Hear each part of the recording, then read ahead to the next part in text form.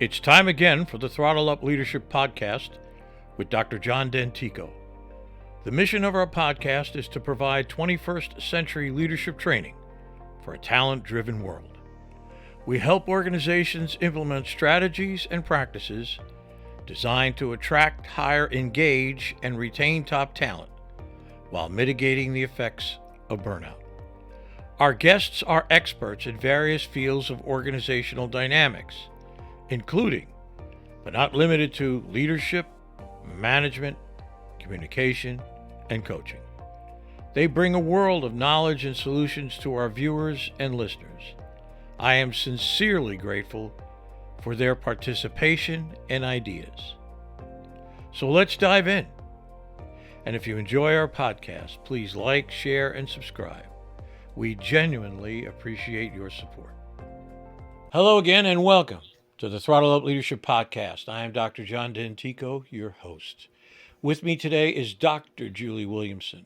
Julie is a business consultant, social scientist, and small business owner who works with clients around the world as they lean into driving ambitious results through the power of aligned leadership.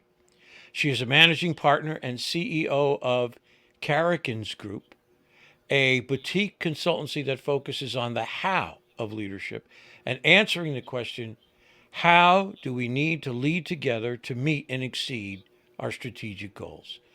Her work helping executive leaders move from agreement to alignment has helped companies through transformation, growth, significant merger and acquisition activities, and market shifts. I am very pleased she is with me today on this podcast. Hello, Julie. How are you this fine day? Hi, John. I'm doing great, and thank you so much for having me today. Oh, and I thank you for being here. I appreciate it so much.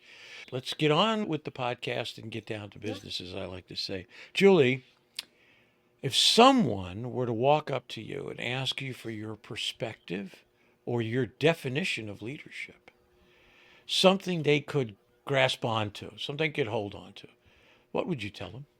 It's such a great question, John, the definition of leadership, because it shows up in different ways, in different formats, and all sorts of different contexts. So I think first and foremost to me, a leader is somebody who is able to adapt to a particular context in a way that helps people to move forward and to feel like they're a part of something bigger than themselves. And when leaders are able to create that space for people, they're able to do amazing things as a team. Yeah, it's a very good. I would agree with a lot of that, by the way. And I think that's the role of a leader, is to help people get to the next place, if you will. Yeah. Let me ask you this question. What is, in your opinion, what is the difference between leadership teams that are in agreement and teams who are aligned? What are the factors? What are the important factors there? Yeah. I think one thing that happens when leadership teams are in agreement, which they often are, about big, ambitious goals that they have, everybody's nodding their heads and it feels good. They're like, yeah, we all agree we should do that. We should go in that direction. We should open that market. We should revitalize our products, whatever it happens to be. We should do that. And there's a lot of agreement to that. The difference between a team that's in agreement and a team that's in alignment is a team that's in alignment has done the hard work of figuring out how do we need to lead differently in order to make whatever it is that we agree with possible, in order to bring it to life. So they've moved into action with their own leadership. And I think that's a really important distinguishing factor between teams that sit there and say, yeah, that's a great idea. I agree with that. Versus teams that are saying, I'm aligned to that, and here are the things I'm going to do differently in order to bring it to life. Interesting. So, in a sense, it's really about the action of doing leadership together. Does that sound right to you? I think that's a beautiful way to put it, John. It's the action of doing leadership together. Yeah. Great. Yeah, I think that's, a part of my tagline is the fact that leadership is what people do together. Yeah. Because to do leadership alone is tantamount to committing career suicide. You've got to have movement, and it takes people to create movement. And in order to have that movement, you need people who are involved with you in looking to the future and creating, if you will, the new future. Great answer. Julie, I know the Karrikins Group focuses on the how of leadership, yet nearly every day I see and hear the cries for new models of leadership, new ideas of leadership. Do you agree with this idea, this new need for new models? And if so, what are the basis for the new ideas, in your opinion? Yeah, that's an interesting question. There's an old expression, right, that innovation is plagiarism undiscovered. Have you heard that? I have. Yeah. And so I think sometimes the new models, right, the innovative new things are just enhancements often on what we know to be true about what it takes to be a good leader. I do think there are some new and continuing to emerge differences in how businesses are run today that require leaders to continue to adapt and change in how they lead. The question of models and frameworks, I think, can sometimes obscure the need for leaders to do their own work and really think about how do I need to lead differently as an individual. Leaders love to change other people. They don't always love to change themselves, right? Sometimes they can say to the HR people or whoever, like, go figure out what the new leadership model is that we need to bring in. But that gives them space to not do the work they need to do for themselves, if that makes sense. I'm sure you've seen that in your work. Yeah, I know exactly what you're talking about. But in fact, several previous guests and I have had wonderful exchanges about a leader being vulnerable. This sense of vulnerability, which is perceived sometimes, I'm sure you've seen this, as weakness. But it's not weak. It's strength. The ability to say, I messed this up. Maybe we should take another look at this. The ability to admit the mistake. How do you feel about that? What do you think about that notion of one of the things that a leader needs to do is to be vulnerable in the world we live in today? Yeah, I love that notion. And I think that there are plenty of proof points that it's a really powerful way to build your leadership strengths. And the idea of the invincible leader who never does anything wrong, or at least is never told that they've done something wrong, like that, I think has really fallen by the wayside. And I think that's a good thing that leaders are able to show up as human beings and not as this sort of mythical or invincible persona that never makes a mistake or never makes a misstep. So I think the ability to acknowledge that and to engage in conversation about that with your people really helps the people on your teams to understand you as a human being and to feel more comfortable and confident following you as a result. I agree. I think it's important to connect at that human level. I've always liked to say nothing will ever replace individual liaison. And what I mean by that is a handshake. Nothing will replace a handshake, in my opinion. It means a lot. And it's really about connecting the dots with other people. Yeah. Let me ask you this question. What does it take for people who work together to maintain alignment Mm, or shared goals? And how does a shared mission figure into the equation? yeah.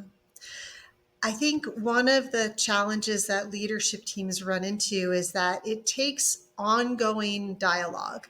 We talked a little bit about dialogue before, and I think this idea that you have to stay in dialogue about what those shared goals are, what the mission is, whatever it might be. You can't just assume that because everybody's agreed to it, and even if you have a great plan and you're executing on the plan, that they're maintaining alignment to those shared goals. That comes through constantly renegotiating what those goals are and the impact that they're having on the individuals on the team. And so I think the need to create the space for quality conversations about whatever those shared goals are is imperative if you want to maintain alignment.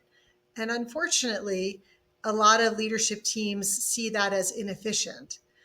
They would rather be able to fill out a status report and send it in and somehow create a process or automate the sharing of information and ideas about how they're doing and progressing towards their shared goals.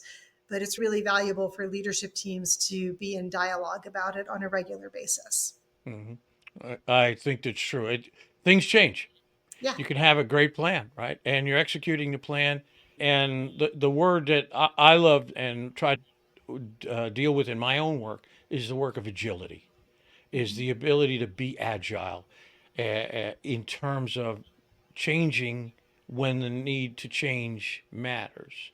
When you have to say, listen, we can't keep going down this road. We have to alter our path a little bit this way. And the ability for everybody to move with that, I think, is all about building trust. So let me ask you this question, because it's one of my most favorite questions. And how important is trust in the workplace? Trust for me is one of those really tricky words because it has a lot of big meaning to it. It feels very emotional. If somebody says, I don't trust you, you experience that like a punch to the gut, right? Or if somebody says, I trust you completely, you feel very good about yourself. And so it creates a lot of emotional response, the concept of trust. And we like to really encourage the people that we work with to create some space between the idea of, so do we need trust in the workplace, or is there an issue or a concern around confidence? And the space between trust and confidence and creating some different meaning behind those words can help actually get to real progress in terms of relationships and development. So I think trust is important, and it's popular to say we must have trust in the workplace. And I think that's a negotiate. For me, confidence is more, do I believe that person is capable of doing their job? Where trust is more, I believe that person's going to do their job in a way that moves us towards our shared goals and is not selfish or just promotes their own individual goals, right? That they're a part of the whole team. So you have to figure out, do you have a trust issue or do you have a confidence issue, and then solve the right problem, because a solve for a trust problem is different than the solve for a confidence problem. And so we spend actually quite a bit of time with our clients talking about when they show it, when they present with, we have a problem with trust, we don't have trust in the workplace. Is it a trust problem or is it a confidence problem? And how do you solve for those two things differently? So I think, yes, Very, trust is important, but I think it's also, it needs to be more specific. very interesting take on that. I had never thought about it that way before, but it's a very interesting take, and that'll send me for hours into the think mode trying to get to work through that, because I think it's a very interesting take on the difference between trust and confidence. But I certainly am a big believer in what I refer to as mutual trust. Mhm. The idea that it's not only important for the leader to trust the people, and the people to trust the leader, or the group to trust the leader, but for everyone in the group to trust one another. Because with that, you get this, to use a cliche, you get the whole that's greater than the sum of the parts, in the sense that we're all moving together. And it's the old rock in the pond trick. You throw a rock in the middle of the pond and the ripples move out. Throw the rock in the corner of the pond and the ripples move out. The same thing happens. So even in a portion of the group, a portion of the organization, organizations are a system of systems. They are a system of systems. So if you have a disruption in a part of the system, and not saying this is that mutual trust is easy to accomplish per se. It's harder because now it encompasses a larger group. But to me, I think it's very important. But I will think hard now on the whole concept of confidence as well, and how that factors in. So thank you for that. That was great. What would you say? Let me ask this to move on to the next question is, what would you say are the key steps for people who are now working at the enterprise level, that is working across the business? What is it going to take for them to be more effective? John, I'm sure you see this in your work all the time. One of the most challenging progressions for people in their career is when they move from a siloed leadership role into an enterprise leadership role, when they start needing to be able to connect the dots across the business.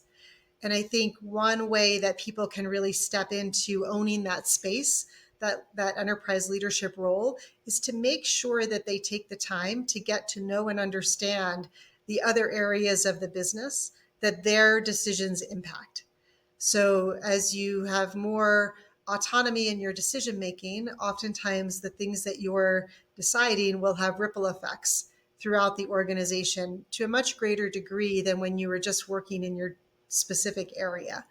And I think really taking the time to connect with other leaders who are your peers and starting to build that team of peers across the organization is a critical step for people who are making that jump up into more of an enterprise leadership role. And the people who I see be most successful at continuing to grow their careers in that space are the ones who take the time to do that and can contextualize their decisions within the larger business goals rather than just within their own area. Okay. Do you have a specific case that you could talk about without naming names where someone was maybe moving from a silo leadership role to a more enterprise role? Can you talk about that and the issue at hand and what you all and your folks did, the intervention, if I could use that term, and the outcome? I'd appreciate that. Yeah. Yeah. And we do only a little bit of work with specific leaders. We typically work with leadership teams, but I can give you an example of a leader who I saw go through this. And I think he did some really interesting things to try and help himself. So he was in the finance group and had been very specifically working in a geography and in the budgeting space in finance. And when he was promoted up to a multi-geography role, so now he had responsibility for 3 or 4 different geographies within the company, because he came from the biggest geography in the company, there were a lot of assumptions that, oh, he has a preference for them, or he's just going to keep giving them all of the budget allocations that are discretionary, all sorts of stuff, right? It was really important for him as he moved into that multi-geography role to spend time getting to know the needs of the other geographies so that he could, as he discussed his decision-making processes about budget allocations, he could talk about it in the context of the needs of all of the geographies. Because let's face it, with budget, there's never enough, right? Someone's always going to be unhappy, feel like they got shortchanged, or that someone else got more than they did. It's just that's a reality when it comes to budget allocations. So it was really important for him to get fluent in the needs and concerns of the other geographies. He had native fluency, right, in his own geography, the one that he'd come up in from his career perspective. So he was very comfortable with that geography's specific needs and concerns. He had to gain a real with the other geographies so that he could talk about it more broadly and not just default to the language of his original geography that he was in. So I hope that makes sense and gives you a sense of what we encourage people to do as they're making that step up into broader responsibilities that have enterprise level visibility. Interesting. So I would imagine he did he learn other languages or did he how did he actually what did he actually Yeah. do? Just to be clear, he didn't have to go learn Spanish or French or something like that. But when I say get fluent in the other geographies, for example, he came from a very large monolithic geography, North America. And in Latin America, for example, there's 40 plus countries that have very small markets, and they need to be able to invest differently in the local presence. Where in North America, basically, if you've got Canada and the United States, and in this case, Mexico as well, you got it covered, right? He had to learn that people in Latin America were dealing with a much more dispersed market that had much more localized needs. And so their budgets had to be handled a little bit differently because of that. And so even just acknowledging his understanding of that and his appreciation for that complexity is a way of being fluent in the business needs of that region, rather than assuming that the more monolithic business assumptions that he could safely make in North America would apply to a Sure. complex region like Latin America, where there were a lot of emerging markets as well. Great. Defined. That's a good example of learning by doing, in a sense. You got to get Yeah. out there and figure it out and work through it, but you can do it if you got help. And I'm a big supporter of coaching. I think it's a great opportunity for people to lean over and get the help you need Yeah. and when you need it. And that's the key. Not only, oh, I'll see you 3 weeks from now. No, I need it today. That kind of a thing. Yeah. So I think it's really important. I want to ask this question. We haven't had a chance to talk a little bit, but I wanted to just say a couple of things here. Over the course of the last year, I've learned so much from the presentations I've done, and certainly, as I mentioned to you before the podcast, from all my great podcast guests. I've had wonderful guests. So much so that I myself now am changing my theme from leadership training for a volatile and uncertain future to leadership training for a talent driven world. Okay. Because this is the issue, I think, on the minds of many organizations. I'm sure you've seen it. Where do we get the talent? Where are they? How do we get them? And how do we keep them? Because that's the real interesting part of it all. As well as mitigating the effects of burnout. So I want to ask you about your work in terms of the clients. How concerned are they with their ability to attract, hire, and retain top talent? And can you point to any specifics that perhaps they've chosen to implement to help with this issue? What are you seeing? Are you seeing people concerned about this, A? And B, what are they doing? Yeah, I think you're really on to something, John. I think you've hit a nail squarely on the head in terms of something that is a top concern for many businesses today. The war for talent, people like to say it's over and talent won or whatever it might be. But the reality is that in many industries, there is a shortage of skilled workers coming up. One that I would call to mind is the accounting industry.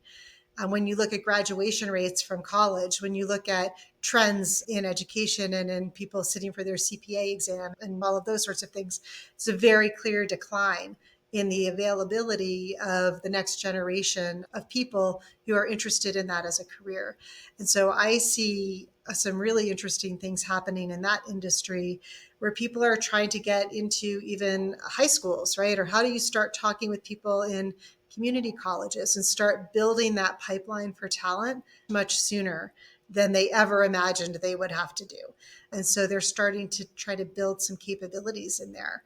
I think there's an interesting parallel where it feels like in sports, they're targeting people younger and younger, right? Like you hear about high school students getting recruited for professional level play, right? And what does that look like? And I think that's almost now something that's happening in the business world too, where they're trying to identify talent sooner and get them tracked and at least create brand awareness with them, that there could be a really great opportunity for you down the road at this company or this brand.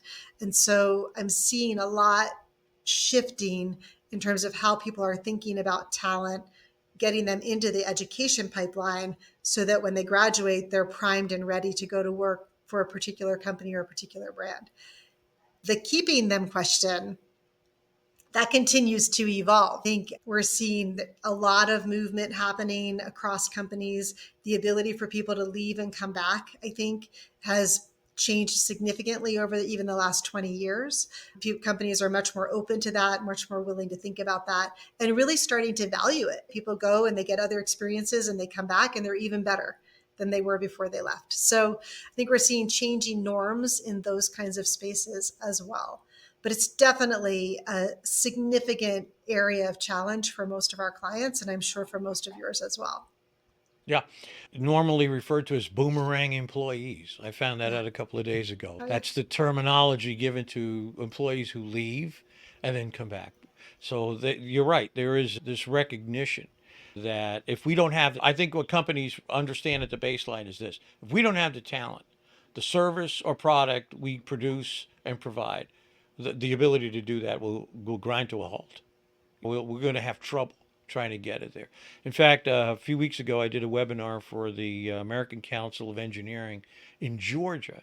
And in getting prepared for that, I found out that by 2026, the engineering across the board, engineers across the board, are going to be 6 million talent short, if you will. Mm-hmm. And even though there's been this, and I'm sure you've seen this incredible marketing effort, if you want to call it that, of attracting women to STEM. Mm-hmm. And even with all of that influx, bringing them into the STEM world, we're still going to have this incredible shortfall. So it's become a very linchpin sort of an issue with many organizations. In fact, Many organizations are realizing now that the limiting factor is talent.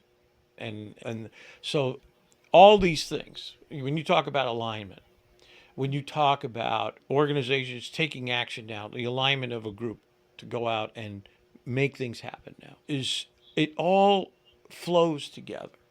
It just all flows together in my mind, because one of the issues that you see time and time again in the surveys that are done on the workforce is that people want to be involved in the decision making processes of the organization. They want to find meaning from the things that they do. For me, meaning's the greatest motivation factor there is.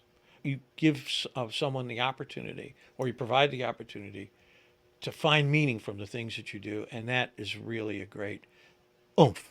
It's the great accelerator, if you will. So it's very interesting to hear your perspective on it. It's all, in my mind, flowing together. Let me ask you this question.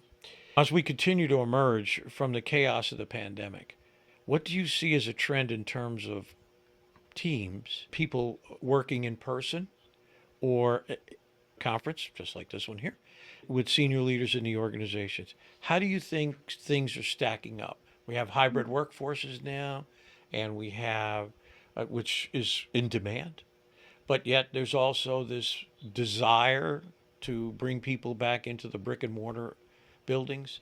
How do you see leaders in the future dealing with this? Yeah, I think there's the obvious retail, food services, like all of those in person things that are going to continue to be delivered in person. And so when I think about this, I'm thinking primarily about knowledge workers, people who can work remotely, and whether they should or shouldn't is really a question. So just that's my big caveat when I talk about Sure. hybrid work, is that we're really talking about a subset of the workforce in that space. And one of the things that we've noticed is we work with a lot of global companies, and we work at the executive level typically. And those people have been on planes for the better part of the last 2 decades. And one of the things that the pandemic really brought to light for them is they don't have to go through that all the time. Like they can actually enjoy working remotely rather than getting always having to get on a plane and go somewhere. And some of them, I don't know about you, but for me in 2019, I flew 200,000 miles plus. Wow. And in 2020, I flew 20,000 miles. But that was true of a lot of my clients as well. And so that's a hard life, actually, right? It takes a toll on you. And what we're seeing is they're appreciating the capabilities that virtual connections can bring. And they're being much more thoughtful and precise about when do we get together in person, and when do we bring the whole team into a centralized location, because these are big global companies, their teams are scattered around the world, and if they're trying to get them together in person all the time, that's just constant travel for them. So there's been a real shift to how do we be more precise about what we're going to do together when we're physically co-located versus how are we going to connect and be effective virtually. So I've seen that happen at the executive level pretty significantly. At the same time, I think for that day to day, should we be in a shared office space or is it okay to be virtual? It really depends on the company and it depends on the team and the role. There are some that really benefit from that daily contact and that invisible opportunity to spark ideas that happens when you're in person that's very hard to replicate virtually. And there are other teams or roles where the work is more project based, task based, and people can do it more independently. I think the biggest question we see clients grappling with is how do we build a consistent culture and a consistent feel for what it's like to work here if we're primarily virtual? And second is how do we develop and grow talent in a way that is effective and meaningful for them and for us? And I don't think anybody's fully solved those two questions, but I really appreciate and I commend the companies that I've seen that I'm working with, that they're willing to experiment. They're trying different things. They're not saying here's the answer and that's the right answer for everybody. We're seeing a really varied response and people saying, let's try this, let's try something else, let's keep adjusting and learning, rather than saying, somebody go tell us what the right answer is and then we're going to go do that. I don't think there is a right answer right now. And I think companies need to continue to experiment and to play in that space. Great answer. I'm a big fan of experimentation. a big fan of pilot programs. Reduce the risk. We don't have to go crazy here. Reduce the risk, keep the risk low. Let's just try something different. Let's see how this works. Let's learn. This is this notion of continuous learning. We may not know the answer, but we might be able to learn our way through the answer or to the answer through this experimentation process. So I agree. Organizations, companies that are doing that deserve a high five at least Yeah. for really taking that on and saying we don't, and I think that goes back to this vulnerability issue. We don't know the answer, but we're willing to go out and try to see if we can find what that answer looks like or what it should look like for us because, as you pointed out so aptly, it depends. It depends on what kind of organization you are, depends on what you're trying to do with your people. It depends. Maybe, what do we do, as you absolutely right on the money? What do we do when we bring people in? Do we do more meetings? We got Zoom for that. We got different things for that. Or what are we doing? What value do we can we create for people to actually come into the brick and mortar? So I think that's really right on the money, and I appreciate that answer so very much. So I'd like to ask you my last question as we get close to the end, and that is, if you, Julie Williamson, had a magic wand and could wave it at any issue or problem that you see in the workplace, what would it be, and why did you choose that? I think for me, giving people the tools and resources that they need to build and maintain alignment to shared goals is a secret superpower, right? The leaders that we've seen take that on and really invest in themselves and their teams to make sure that they are not just getting aligned, but staying aligned to those shared goals. They are able to do amazing things. And you mentioned earlier this idea of finding meaning and being mission driven. And I think it's that discipline to continually come back to that and continue to fuel that energy for people, that it's not some one and done thing. We're mission aligned, and so now we're all going to just miraculously stay that way, right? Like the magic wand that I would wave is to say, you've got to keep doing the work. And if they keep doing the work, they have amazing results. And so that's what I would love to see people really take on. I think it's important, again, for people to understand that things change and that they have to adapt to those Yeah. changes. And it's more to me, and I've seen this for 30 years. It's one thing to have a mission statement. It's another thing to live the mission statement. And living it to me is where it's at. Because if you're not living it, then get rid of it and find something new. Because obviously you're not adhering to the focus that you need to have. So I appreciate those comments. Great, very insightful, and for me, very impactful. So, Julie, listen, I would like to thank you so very much for being here with me today in the Throttle Up Leadership podcast. I wish you all the success in the future. It's been great having you here with me today, and I really want to thank you for your time and your effort. Thank you, John. It's been a pleasure.